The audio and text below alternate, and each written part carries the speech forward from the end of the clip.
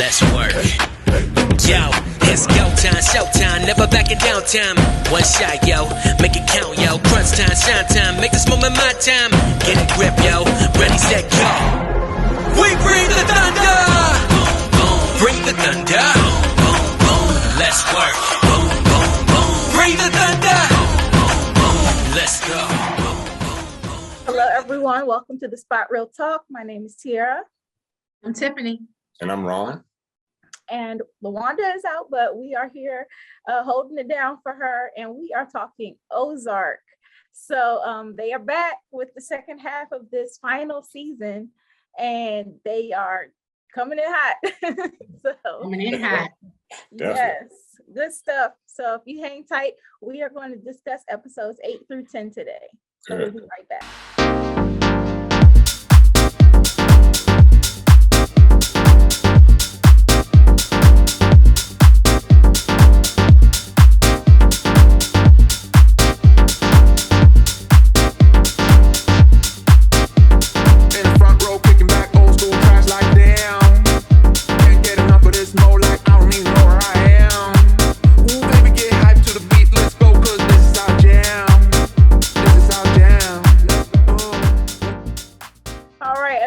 We are back, and like I said, we're talking about Ozark.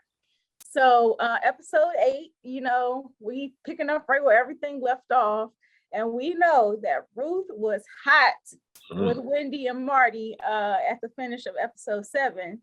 So nothing changed here. She has not calmed down. She has had even more time, in fact, to reminisce over Wyatt, and she wants revenge. So I think any of us would feel that way if that happened to one of our loved ones. I thought that road trip, where she's paused for a moment and got out of the car, I thought maybe she had second thoughts. Maybe she may not go through it, but that woman is scorned. And, the old saying, hell hath no fury, like a woman scorned. Yeah, just take woman out and put Ruth, because Ruth is hell bent on getting back revenge. Yeah, she's not the one. No, I mean, you think about it, all of her family has really been wiped out. The only one that's left is 3, Wyatt's little brother. Yeah. And and the way she was reminiscing about, her times with Wyatt and the rest of the family and her own childhood and stuff. Yeah. It was heartbreaking to see. It was. Yeah. It's sad because, we know that the Byrde family had something to do with her father dying. So now it's like Wyatt too, like the last person that was really close to her. So I completely understand why she's pissed. I blame Darlene. I think, she should have got Darlene out of the way a long time ago. Because, Listen, go ahead. Just the way Wyatt was falling for that witch. If she's a witch. If you're going to get rid of anybody, she should have gotten rid of Darlene a long time ago. Listen, it's twofold. Because first of all, it's Darlene's fault first and foremost, because they were warned. She was warned, stop selling the heroin. That's right. And everything, and she didn't stop. Mm-hmm. Number 2, Ruth offered Wyatt. She was like, "Let's get out of here." Yeah. And everything. And he said he was going to go. And then he changed his mind because, he didn't want to leave Zeke with her. Right. And everything. And so he decided to stay. And so, it's 2 bad decisions that cost them their lives. Mm-hmm. Yeah. And so once Javi comes over to Marty and Wendy's house, he didn't come over. I think he made a phone call. So he called them. He called and told them to go clean up Darlene's mess, you know. And Wendy was pressing Marty to tell Javi that Ruth wants to come after him. And I'm like, I don't think that's a good move. Because Marty, at least he has compassion still. And he knows that Javi will come for Ruth and kill her for sure. Wendy's selfish. She is very selfish. She's selfish. That was her own selfish motives. Right. So she knew that guy would kill Ruth. and stuff. And that's why Marty is my favorite. I appreciate how measured he is and poised, and he is always unflappable under pressure. And the fact that remains, he cares about Ruth like his own daughter. Exactly. So I'm glad that he didn't tell Javi. I'm just hoping that in the very last episode, Marty slaps the shit out of her. That's all I want. Out of Wendy. Oh, yeah. I want to see that. That's all I want to see. I want to see him take that slap from Munich and just go right across her face with it. I don't advocate violence, particularly men hitting women, but this is an exception. I was going to say. I want to see him put her down. Yeah, Wendy, I don't think that will happen. Well, I know it won't, but, I don't know it. I'm just praying that it does. But if it does, I'm telling you, it'll be like the Super Bowl. My team won. I'll be all over the television set. She does emasculate him, though, because she's always trying to make plans and talk over him and then omit him from plans and stuff. So yeah, she straight up went to Ruth after that ordeal and told her, she lied to her and said, like, Javi's going back to Mexico. You can get him in 3 months. We won't stand in your way. Not knowing that Charlotte had already gave her the drop. Charlotte and Jonah, both of them gave up the tapes because Charlotte told her where they were because, of course, she cares about Wyatt. So she gave up the tapes about the meeting, but Jonah did one better. Jonah gave him the yearbook picture, like, this is what he looks like.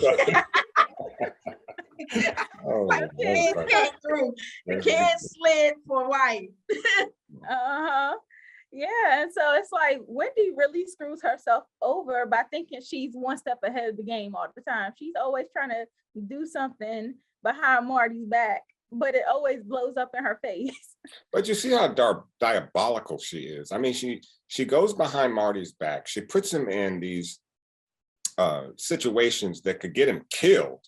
And, and then she has this conciliatory attitude that you can't really believe because, on the one hand, she sounds like she's sorry, but she's not. And the next opportunity she's going to put him in another situation that can cause him, to his untimely death. So, I mean, she is a hell of an actress, but I mean, she's just somebody you want to love to hate. Yeah. Well, he continues to allow her to do it too. Yes, does. That's the other thing. I mean, he allows it. He does it. You can't say that he does not love his family or whatever, because he'll do what he has to do to appease her and protect them. Almost to the point of fault. I mean, it is so fault. Yeah, it is. And I've never seen anything like that before. He allows her to talk to him any kind of way, and he'll do whatever it takes just to put a smile on her face. But I think he knows that he doesn't want to add fuel to the fire. It's already a horrible situation, and them being at odds is just gonna make it worse. So I think he just shuts his mouth and deals with it as best as he can just to get through the situation. But Ruth said it perfectly at the end of the episode when she was talking to Claire, and I'm not gonna get too far ahead of you, but I'm just speaking to that point. Ruth read them both to Claire, and when she said about Wendy being soulless and stuff, and then when she said about Marty, all that I agree with her when she said he pretends to care. He really does care. He really does care. But the part that she was alluding to was the fact that he's being emasculated. Yeah. Facts are facts. And so that whole drive that Ruth had to get to Chicago, she was really like reminiscing, and then she had these like imaginations of like her killing or taking down Marty and them. And so taking down Javi, sorry. And so she had time to really stew on this. Yes, and by the time she got to Chicago, it was looking doubtful as to whether she would be able to follow through with it, because she had the opportunity, but she kind of like beat herself over not being able to do it. And of course, she had been listening to that Nas rap music, like Illmatic, the classic. That's because Wyatt said when they were reminiscing when they were young, when they were talking about the different hip hop music. He liked Illmatic. He liked Nas. My sister's a Nas fan too, especially Illmatic. And they talked about the Black Album, and not only that, she was listening to the Woo too when she was there, the Ghostface and Raekwon. Yeah. I was like, okay, Ruth. And so yeah, she had all the right soundtracks to get her into her mode. New York State of Mind. I know it's old school, but I put it in my playlist just the other day. No, it's a classic. It should be in the playlist. The Killer Mike cameo. I thought yes, Killer Mike. Yeah. Oh yeah. Yeah, so I thought maybe she would at least think about it, reconsider, because it seems like she was battling herself. And what she said to Killer Mike in the diner about like Nas being in love with New York and hating it at the same time. I thought maybe she was having some of those same feelings about like the Ozarks. Like maybe she would try to use the opportunity to get her fresh start, like we know she wanted to do with Wyatt. But nope, she got up to Chicago, and Marty seen her, of course, and he even tried to talk her out of it, which he kind of just told her like, go back home. You don't want this. This is not something you want to do. But he tried to talk to her too. Yeah. 3, when he talked to her on the phone, and he said Wyatt wouldn't want this. Wyatt wouldn't want this. Mm-hmm. But I think. Go ahead, Ron. The one thing I love about Ruth, when she has it in her head to do something, it's done. Look, when she followed them to that, around town, and she seen them making those deals, getting the building, getting a new house, all that, she's like, this is supposed to be my life. Like me and Wyatt are supposed to be doing this. And she even left Wyatt's those voicemails. And so I was like, okay, yeah, she ain't gonna let this go.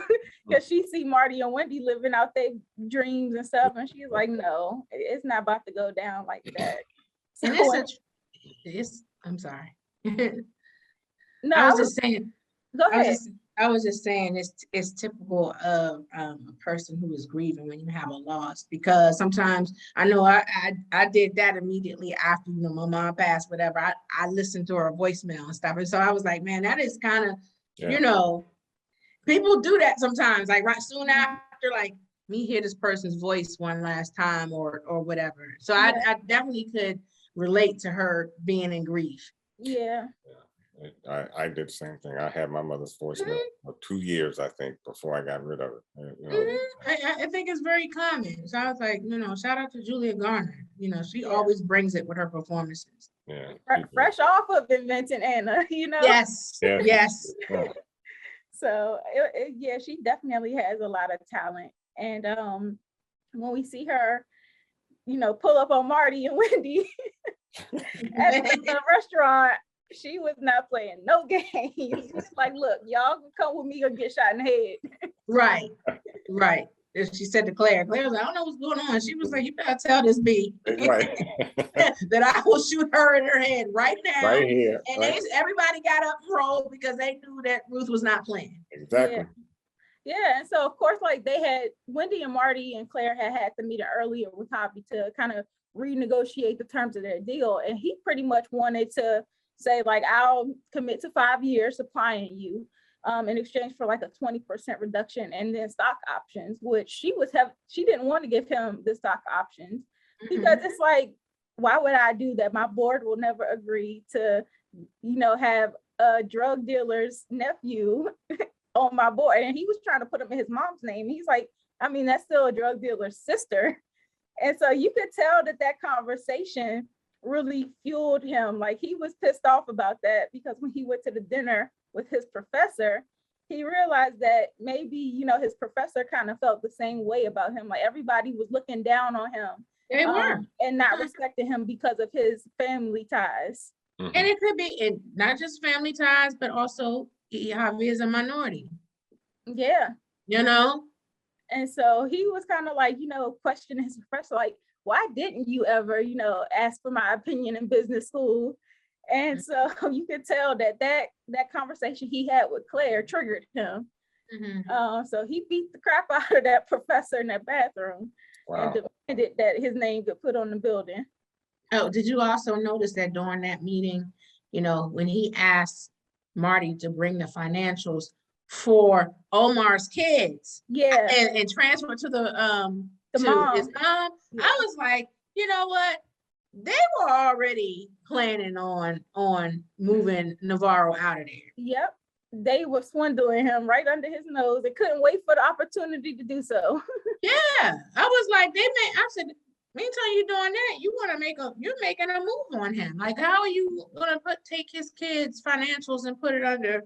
And you know what? And Navarro, if he didn't know exactly, I know he had some idea about, what his nephew would do. Because I think he had mentioned it or something. He said in the first episode that he was nervous about him. And plus, Javi, he was so unstable, like he was really unpredictable. Right. Yeah. Which is why you would have thought Navarro would have been more maybe upset, but not as angry as he was once he found out that Javi was dead. Because that does take some pressure off him in some respects. At least he didn't have to worry about him coming after him. But in other words, instead, he took the bloodline, he took family. And it just goes to show you again how diabolical Wendy is, to think that she would have the gall to go to the prison. Well, we not there yet. That's in the next episode. Yeah, okay. But I kind of wanted to finish up this one because on the lines of Wendy being diabolical, she took matters into her own hands to call Javi. And, that was like when Ruth, you were mentioning, Tiffany, that, Ruth was going off on Marty, and Wendy called Wendy a soulless predator. She called Marty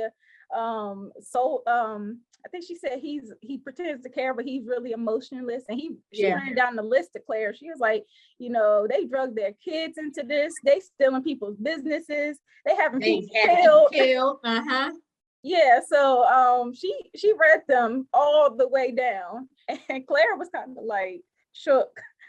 So, for Wendy to call Javi in there, and then blame Marty. Second episode. She did. That's why I said Wendy, like, boy, she is the queen of gaslighting people, boy. Yeah, she is. And as soon as Javi walked in there, Ruth didn't waste no time. She got to it. But I was like, okay, I felt her. But on the other hand, I was like, oh, these are gonna have consequences. Cause I'm like, because of who he is. Yes. And everything. And I was just like, oh. And I imagine she had cause it happened like that, like an instant. Once she pulled that gun out, it happened so quick. And I was like, Frank Jr.'s words must have been echoing in her head. Cause he was like, just squeeze the trigger like you taking a breath. That's right. And that's exactly what happened. She put on a show on how to use a gun. Because most times you see them talk and then they get close up and then there's a fight. She didn't do that. She pulled the gun out, and as soon as the gun left her side, she was hitting all 3 rounds. And he had no chance. Yeah, they labeled this episode very well with Cousin of Death. Cousin of Death. And plus, because it's a line in that Nas song, in New York State of Mind. Mm-hmm. And so as we move into episode 9, that episode is titled Pick a God and Pray. And that's where you were, Ron, talking about how Wendy was pretty much putting all the blame on Marty for Javi dying. And, of course, Javi's death means that they lose leverage in the deal that they've made with the government. So she blames Marty for everything, not stopping Ruth the second that he seen her in Chicago. And never stopped. And she tried. But never stopped to think, had she not made the phone call, you the one that made the phone call. That's what Marty made said. The phone call. Yeah. That it was his F up. Exactly. Yeah. I'm like, can she be real? But she says that, she also said, she blames Marty for it, but then she says that it was also inevitable that Ruth would do that. And so I'm like, well, if you know it's inevitable, then how can you put all this blame on Marty for not trying to stop her? Exactly. She's so contradictory. Well, and I'm not sure, and maybe it wasn't inevitable, because I do think Marty was kind of getting through to her a little bit. Like, if they could have delayed and stuff, when she pulled up to the meeting, so it probably was inevitable. But it did seem like she was listening to what Marty said. But to me, I think Wendy was more mad at the fact that he apologized to Ruth. She was. Yeah, She was. because she was like, why would you apologize to her? And Marty's like, I mean, look at what we've done to her life since we've come into the Ozarks. Like, we've ruined this girl's life. And Marty's right. I'm tired of having blood on my hands. And then she comes back with, you want to take everybody's responsibility and put it on you. I mean, woman, please. And she also said, you always put everybody else ahead of this family. Mm-hmm. And I was like, and that's not true. Absolutely. That's not true, because he's made taken every precaution to try to protect that family. Exactly. And it's really not fair for her to say that, because she's like, well, you chose this life for us. It's not like they had a choice. I mean, it was a life or death situation. So I'm like, she is just very unfair. And he pointed out to her, like, you're culpable too. Like, you were excited to be in this. She was. You were a good salesman. Yeah. Right. She didn't stop, because they were almost out. Like, but in season 2 or whatever, when they were trying to, when Marty had that plan for them to get out, she called the hit on Ruth's dad. Yeah. And that basically entrenched them with the cartel. Next thing you know, she was bosom buddies with Helen. Yeah, it was a domino effect. Mm-hmm. Yeah. So now she's talking about she's not willing to basically let all of their hard work go to waste. She doesn't want to let the foundation go, and she's not going to leave until she knows it's impossible.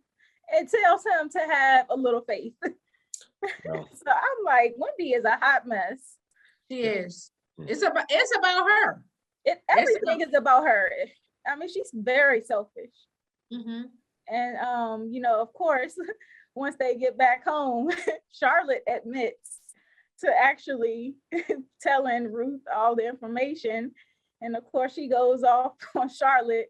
And I'm like, Wendy truly does not see how her decisions are affecting these kids, because she had Charlotte on her side, and now she has completely ruined that relationship again. So neither one of the kids are really messing with Wendy like that now.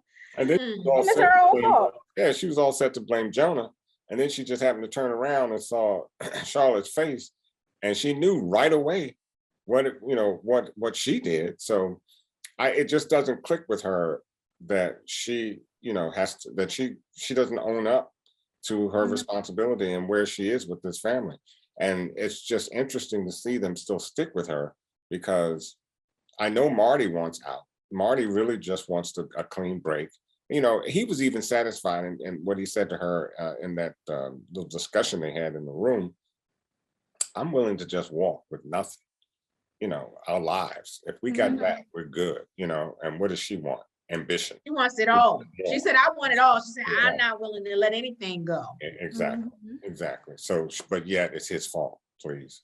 Yeah, one trip. She only gets worse from here, because Claire has stopped taking her calls. So that foundation is in jeopardy because she doesn't have donors. She doesn't have the money, and her biggest donor was Claire. So without that relationship intact, it all falls apart. Yeah. So I mean, what we've seen so many times where when Wendy is put into a desperate situation, she tends to make things worse. Mm-hmm. Yeah, because she she does think on her feet, though. I'll just say this: she does make things worse, but at the same time, she's very strategic, and she has her kahunas are major. When the FBI lady showed up at the house and the deal was about to be off the table, she kind of thought quick on her feet to try to make this deal. Of course, she turned down the witness protection, which, of course, that's the easy way out. And would have been their backup plan, because as you mentioned, I think Maya, she turned Marty down straight up and told him, I'm not fooling with you at all. In fact, you're just another criminal to me. Yeah. People still get killed in witness protection. And plus, with the FBI, and they have already shown, that they're not trustworthy. Like, they flaked on a deal before and everything. And so I was like, I wouldn't trust them to put me. Right. So I think she was good in turning that down. But like you said, she got some big kahunas to say that she can, get Navarro out of jail and try to make it so that he is extradited and back in charge of the cartel. of course, the woman from the FBI is saying, like, we need seizures. It's all about the money at the end of the day. Like, we need seizures to show that he's still in power. Her So business that acumen- sets up this whole thing. She has to work out, like, how is this going to happen? I mean, her business acumen is on point. The problem with it is she works in silos. So she doesn't share what she's thinking. So, you know, she's going left, Marty is going right, and they never come together. So, you know, while I really appreciate her shrewdness in business, and particularly that type of business, you have to be that shrewd, but you can't work in silos because the left hand's got to know what the right hand is doing. Right. Yeah. And she was lying to everybody Exactly. because, you know, after she went to go see Navarro, at that moment, he was pissed and he was like, I'm gonna kill you. He wasn't interested in the deal at all. That was But my what did Wendy favorite do? It scene. was. Yeah. But what did she do? She told everybody that, oh, the deal is on. Told the FBI, told Marty, didn't tell nobody that he said he was gonna kill him. Yeah, that And was my favorite, because like when Navarro gets mad, like you feel it, like he shakes the room. He shook the table like, And you know what? "Wendy, if I was a chain right now." And I still wouldn't trust Navarro. You know, even though he seemed to have calmed down and settled down, I wouldn't trust him because once he is out, if he says he's going to kill you, you need to take that to the bank. Especially with her saying, like, they listen to me now. You know, Oh my God. I'm Yeah. like, Wendy, Exactly. you are off the hook. Yeah. Yeah. But Yeah. he likes Wendy. He does. And it's something he likes Wendy and he trusts her. Mhm. Well, he likes her shrewdness. He likes that mind of Right. her. He And does. He likes As her. long as mind. it works in his favor, though. well, Right. that's true We too. know Wendy can get off kilter and That go is on a true. tangent. That is true. That is absolutely true. Yeah, so yeah, I really think that they do have to watch Navarro, but the idea was smart. And so once Wendy tells the woman that she needs to have Navarro moved, she said move him out of solitary so that he knows it was us that did it.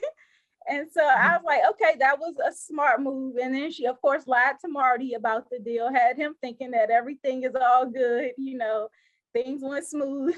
And of course, we know later on that Marty finds out about it when Navarro's security brings it up. He's like, well, how did you know that he wouldn't kill you if you moved him?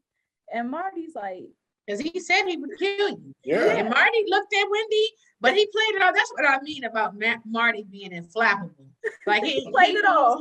Yeah, he played it off. He thinks on his feet. And he was like, no, I mean, Wendy she has good instincts and stuff. Like, and the guy was like, y'all just might make it out. Look, when Navarro was being moved and he said, I got to make one phone call, I thought that was it.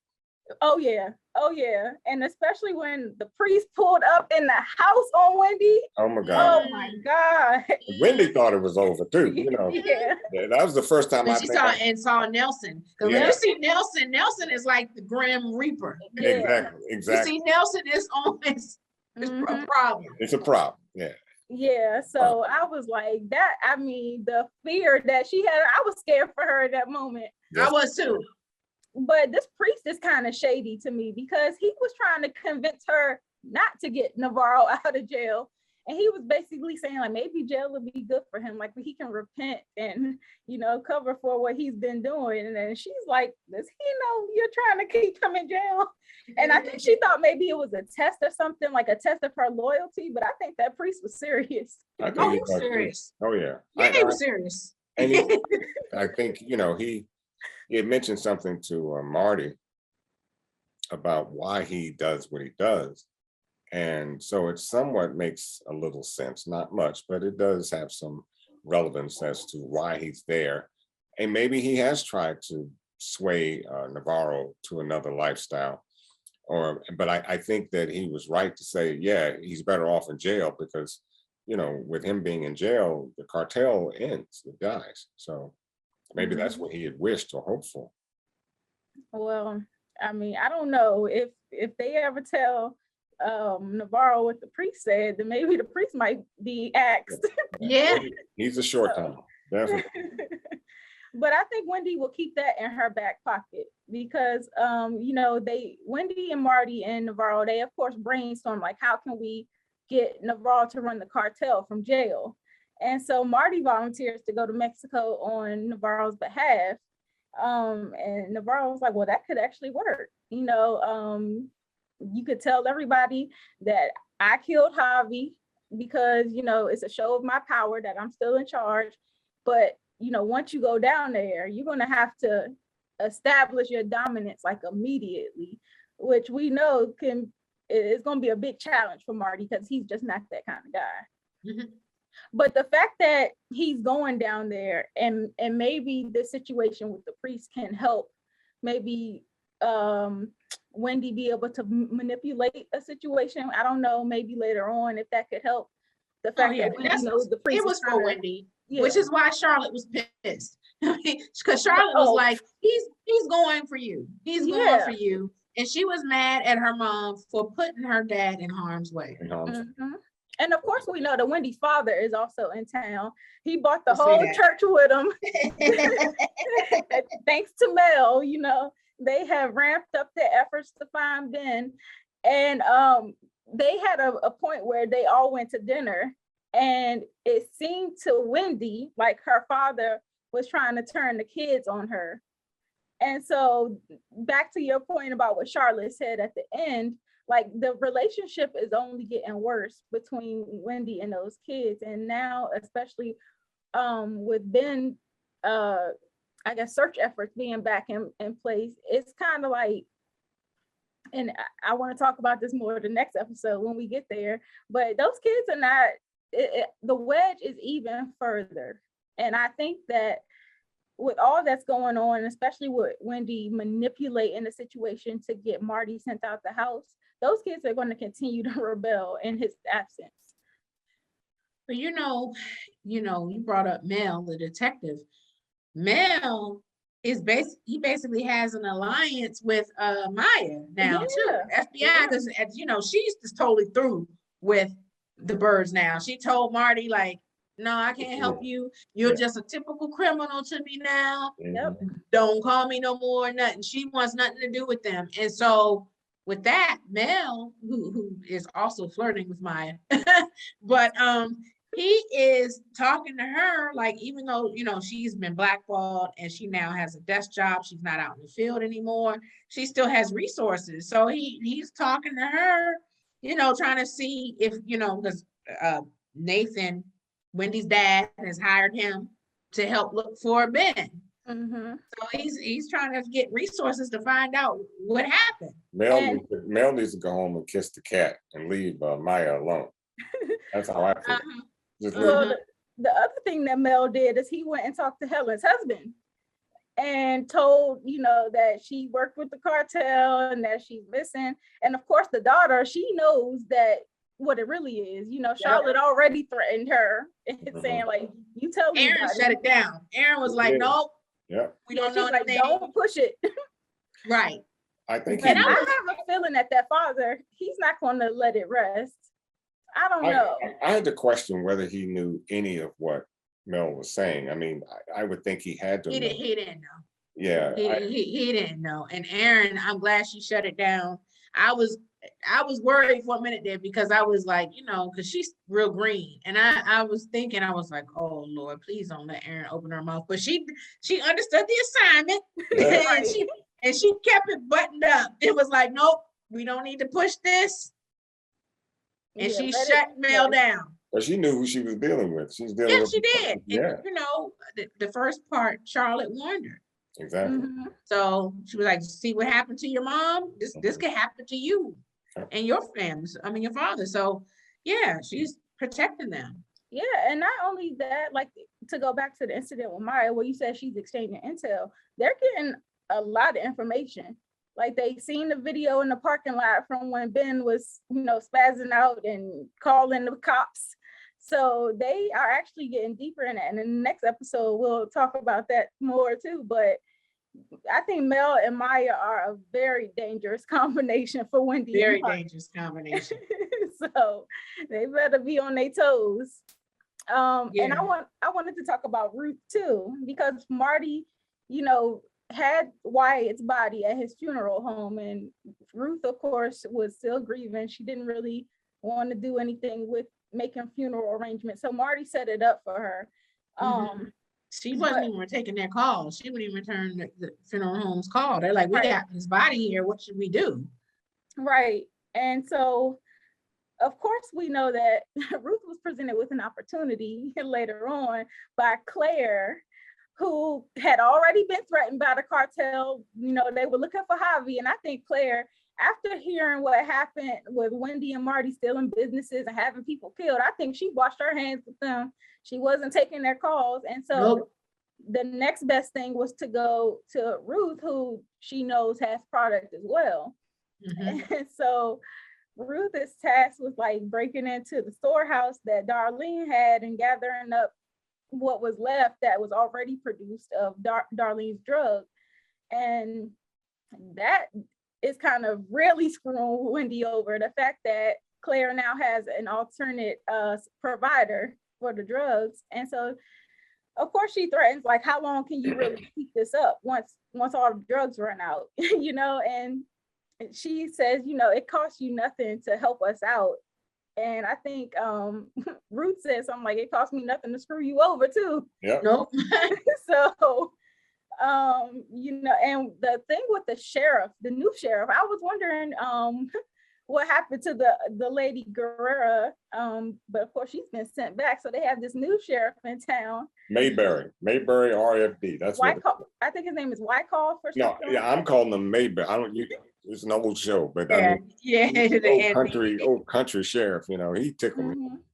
But Barney Fife. Yeah, that Barney Fife type, and you know, but he again even knows Ruth. He knows what Ruth can do. Yeah, I think she grew up with him because Ruth is familiar with him too, and he's ambitious. He wants to move up, and Well, you see, Wendy went to him and appealed to that, the fact that he wanted to move up, and she basically got him in her pocket, and she put the sheriff on to Ruth and said that Ruth was going to start distributing Darlene's drugs. So he put a tail on her. Yeah, that was crazy. And so, of course, now we're in episode 10, and now this episode is titled You're the Boss.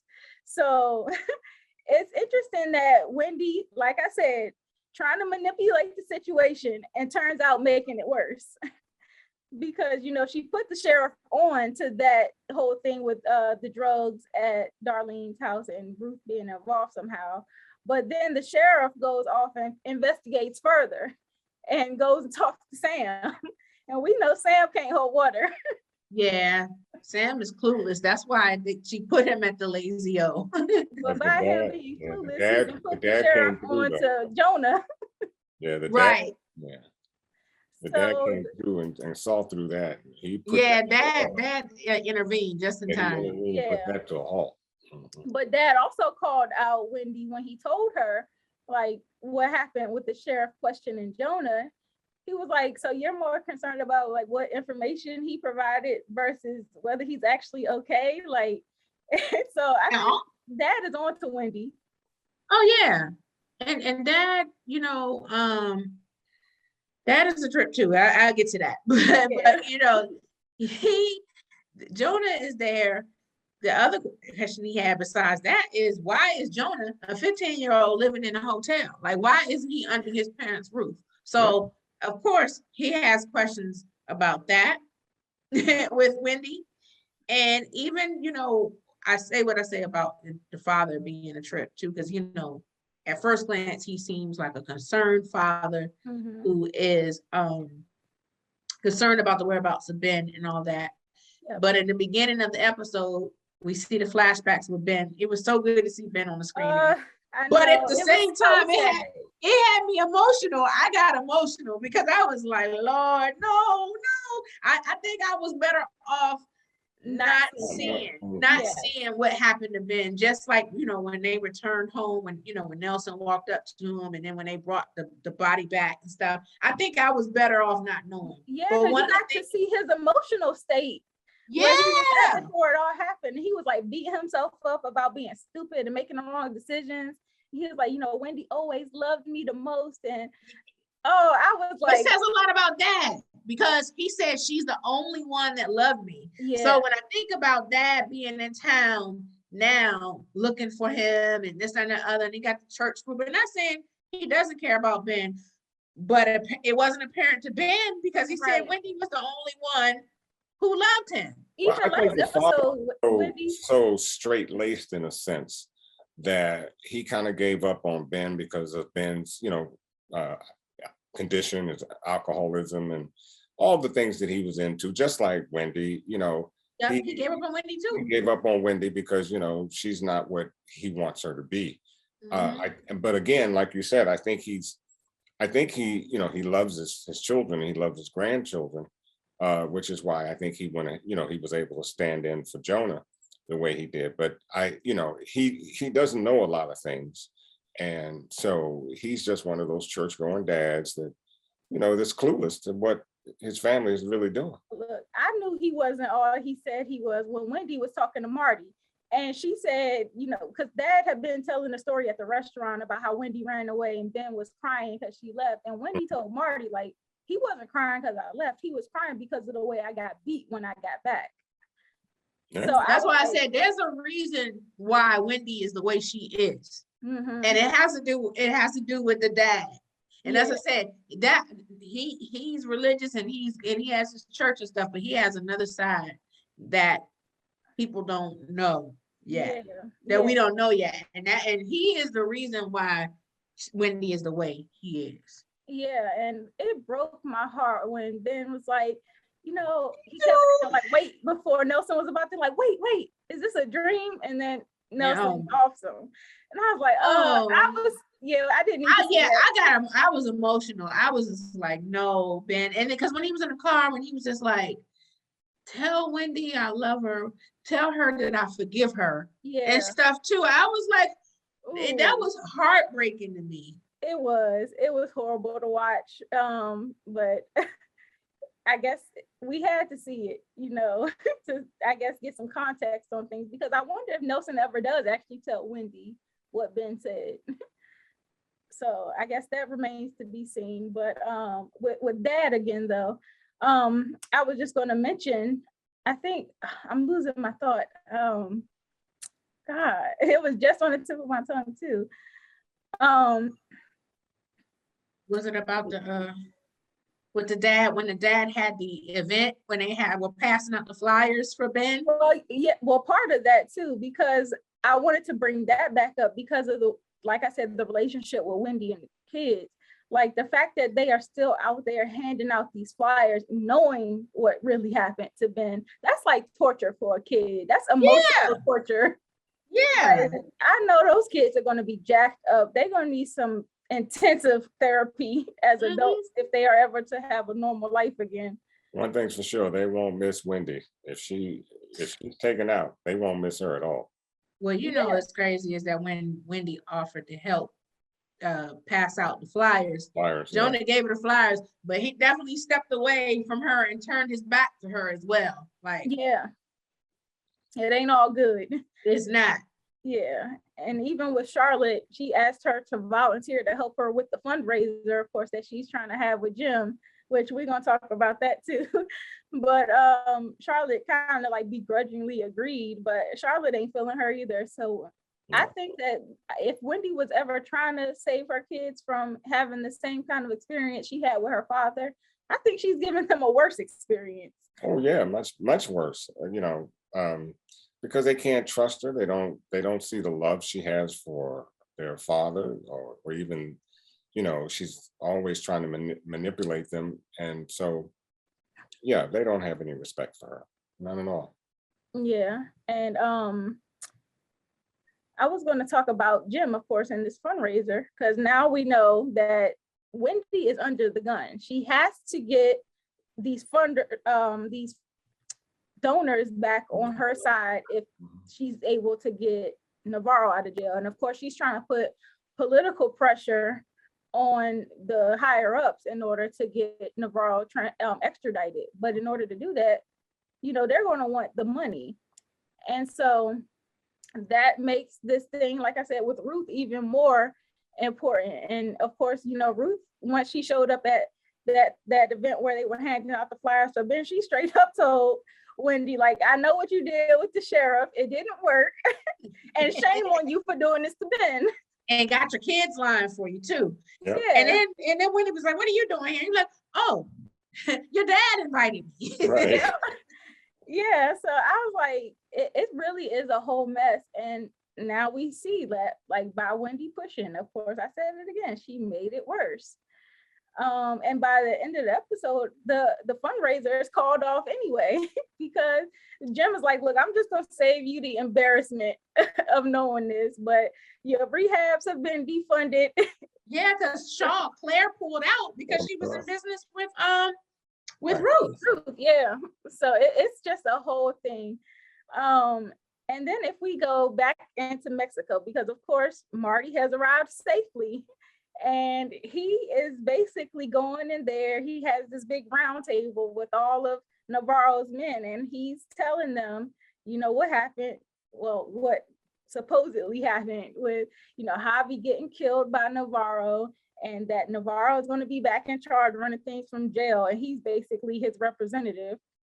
And the guys are kind of like questioning him, like, how is Navarro going to run things from jail? And I was proud of Marty in this moment, because he said, if I want him out of jail, then he's going to be out of jail. And I was like, okay, flexing. Marty stood tall. Marty held it down when he went to Mexico. I was like, okay, Marty. You know, the part that, yeah, he did. He really did hold it down.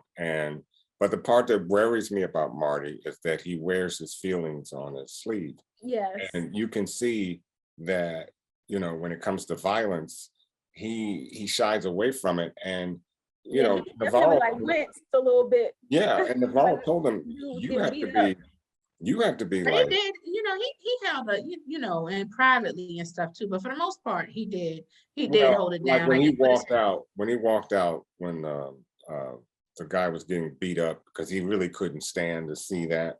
Mm-hmm. You know, you're going. You know, look, for me, it may come to a point where Marty may have to put a bullet in somebody. Because remember, Navarro told him, you got to be ruthless. Yes. And well, he was, because he made the call to kill dude in the end. Yeah. Because when he talked to Wendy. A lot of times guys, you know, when they're in that situation, they're the ones that pull the trigger to show, you know, just how ruthless I am. I like the way he did that though, because now what he did with Omar, what Omar would do. Omar wasn't the one pulling the trigger. He had Nelson. Nelson has been the one pulling the trigger, and he did the same thing Omar did this time. He had Nelson take out the dude, so he did what Omar would have done. Okay. Mm-hmm. Now, when it came to Arturo actually confessing, I don't believe he actually did it.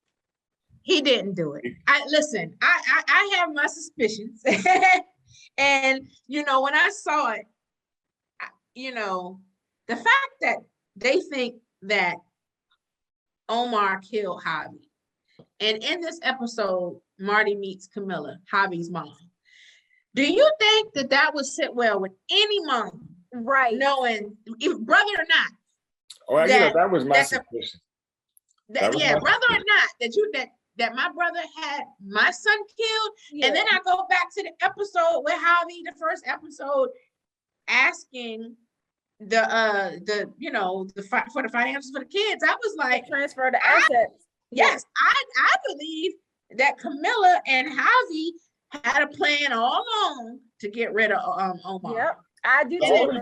And now that she believes that Omar killed her son. But the only problem I got with that is she admitted to Marty that she had lost her dad and I think she said another brother or somebody to the violence and the drug game. And so it just didn't sit well with me to think that she would try to take her brother out. It's a friend. It's a rule already. No. Let me say this first. Initially, I'm like, yeah, she did it. You know, because you're right. You know, a scorned woman, and you got my son killed. Oh, it's on now. You got my son killed, and then you're gonna come back and send Marty to tell everybody that you killed my son.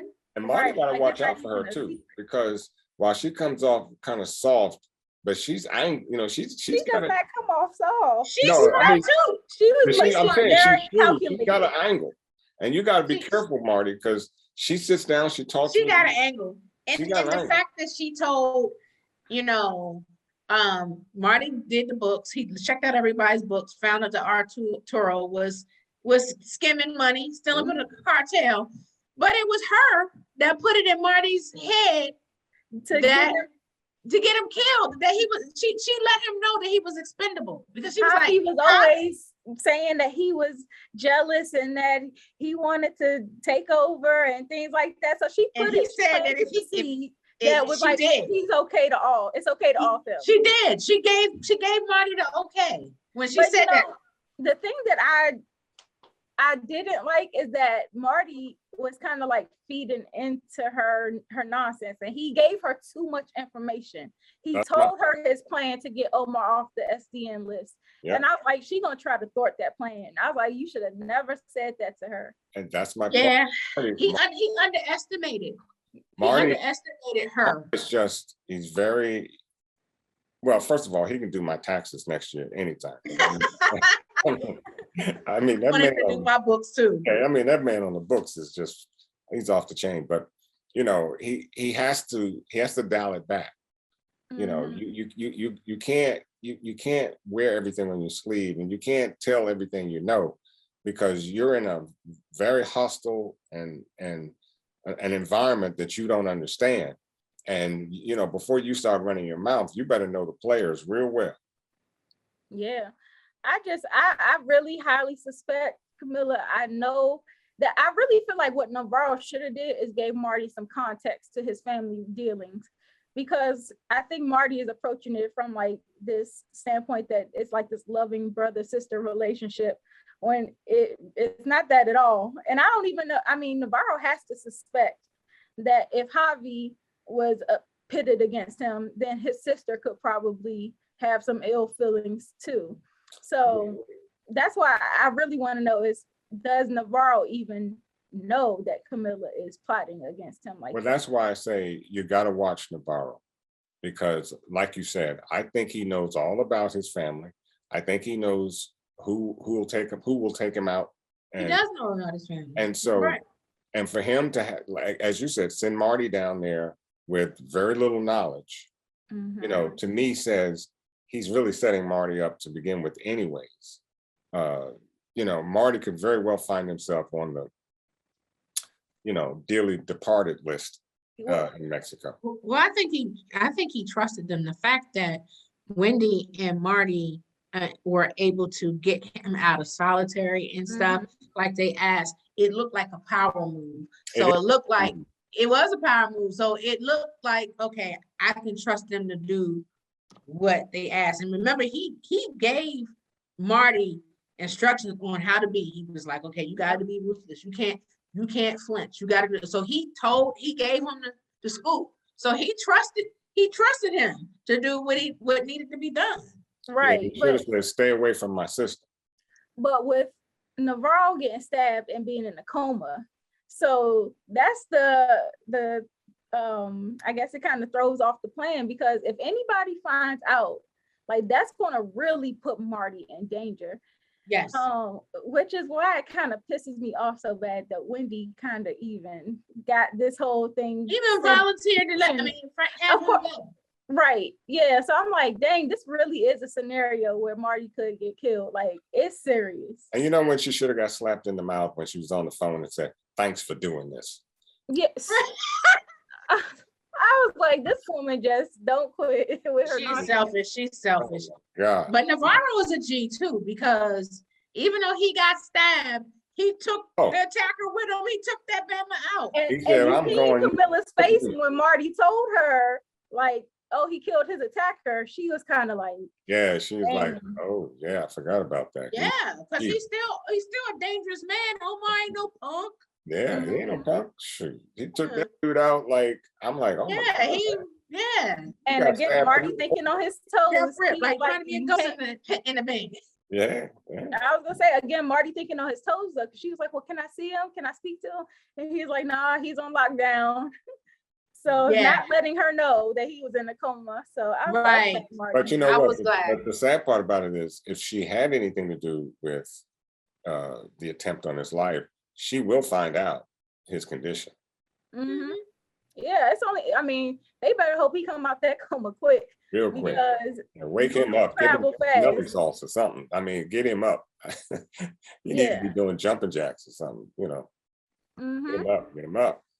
So the other part of this episode is that Mel, like we said, he's a dangerous guy, and he actually got a hold of the officer that spoke with Ben during the incident, and he got the information confirmed that, you know, Ben said that he was being targeted by a Mexican drug lord, and he also asked for access to the highway camera footage, which led him to the restaurant where he died. So I was like, by the end of the episode, like, he's actually at the restaurant. And I was like, this is about to get real. Yep. He's a He's real about to get bloodhound. he's about to get all the evidence he needs. He's a real bloodhound, but I want to see him gone.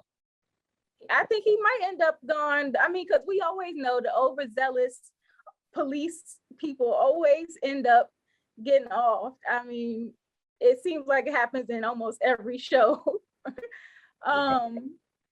And so it's just like with that, like all this going on, and Marty is not even there. So basically everybody that's back at home with Wendy is pitted against her. Her kids are against her. Her dad is against her. She got Mel against her, Mel and Maya, as a matter of fact.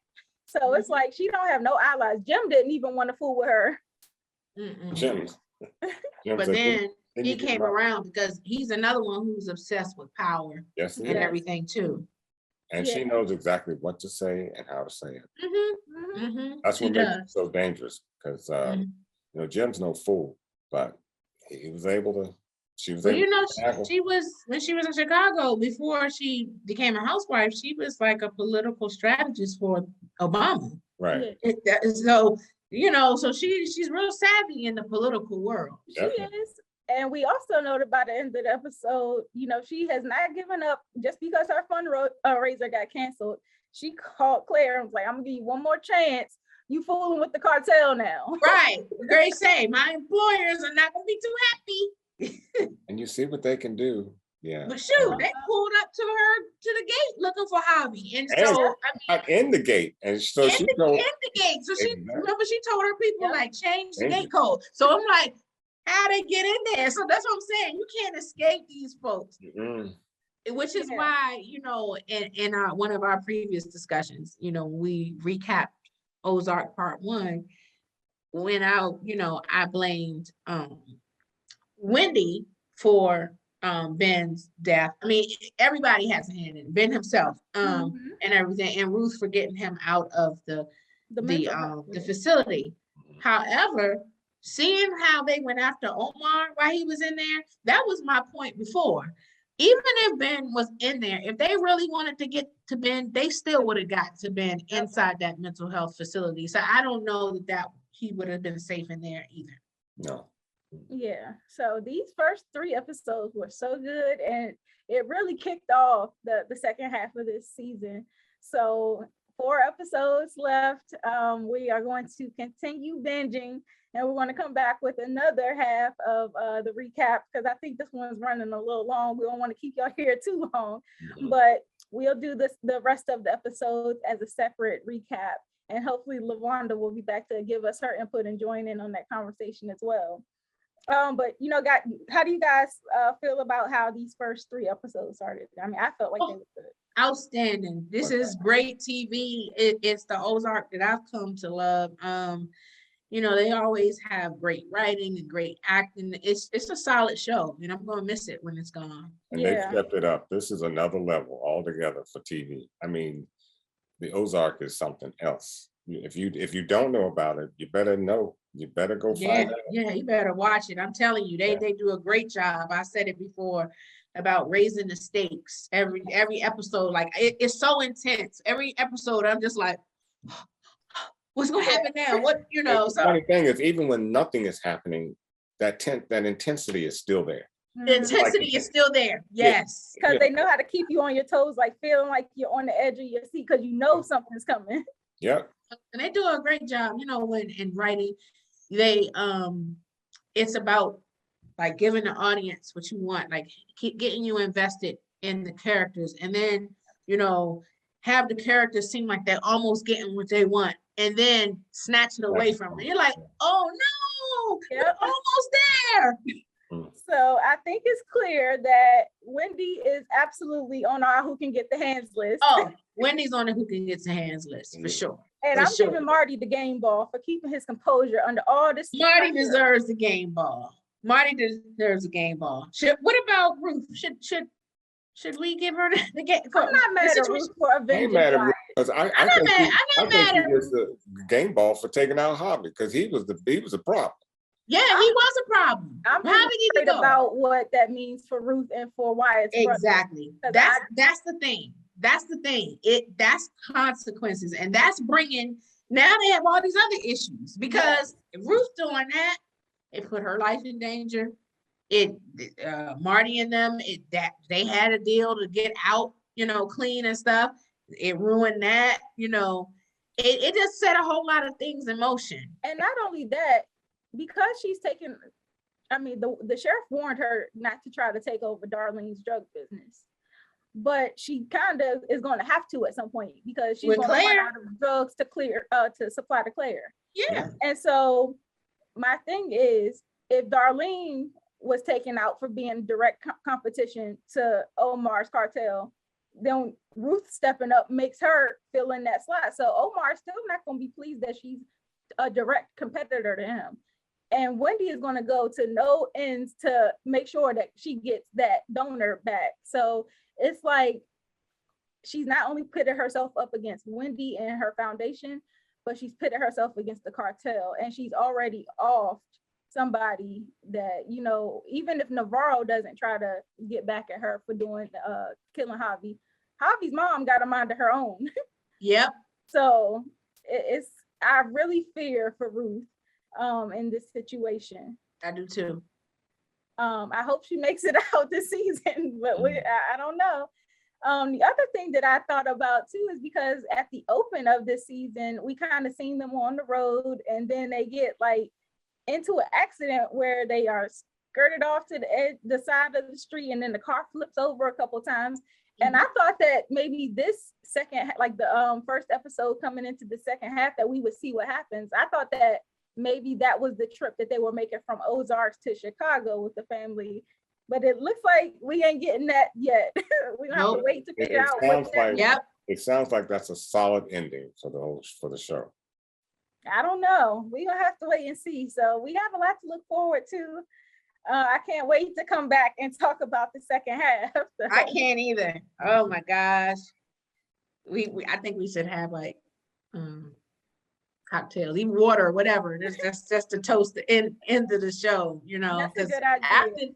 After this is it. Yeah.